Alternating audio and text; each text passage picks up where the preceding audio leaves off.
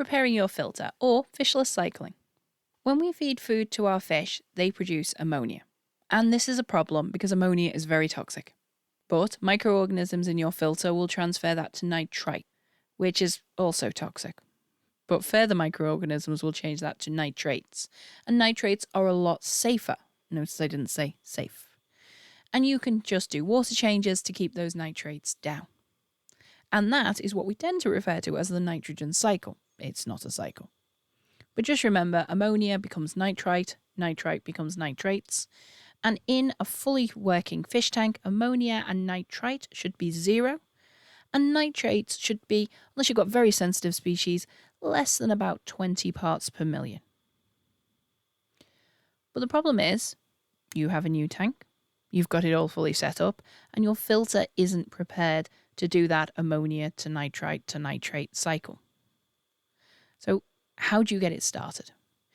You will need a source of ammonia, and I'd recommend the bottled sort. You can use household ammonia as long as it contains nothing but the ammonia chemical, or you can actually buy ammonia for cycling fish tanks. You need a test kit so that you can just monitor the levels of ammonia, nitrite and nitrates, and also ideally maybe your KH and your pH, because they can both get used up. The KH can get used up during the process of preparing your filter.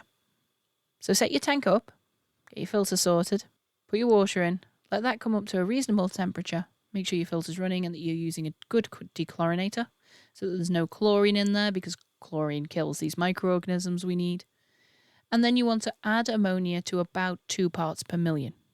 And there's online calculators you can use to help you with that.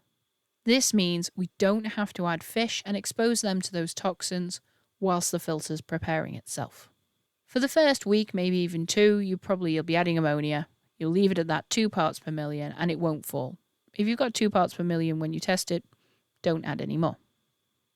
You'll gradually start to see that fall off.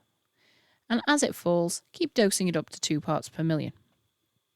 Once it hits 0, once it's hitting 0 within 24 hours, make sure that you keep dosing it up. As you start to see your ammonia fall, keep testing and start testing for nitrites because they will start to rise. And you don't want these to get too high. So when they start to hit 6 to 8 parts per million, do a water change. And don't worry, the beneficial bacteria and archaea, these microorganisms, don't exist in the water. They just exist in your filter. So as long as you're using dechlorinator, you're fine to do as many water changes as you like. Just remember to dose your ammonia back up to that 2 parts per million. As your nitrites start to fall, nitrates should start to appear. And this is the end product, that ammonia, nitrite, nitrates. And they should be fine. Don't let them get above 40 to 60 parts per million. Once you start to see those numbers, again, do a quick water change. Keep an eye on your KH and or your pH. If either of them start to fall drastically, then again, as long as you've got reasonably hard water, you can do a water change.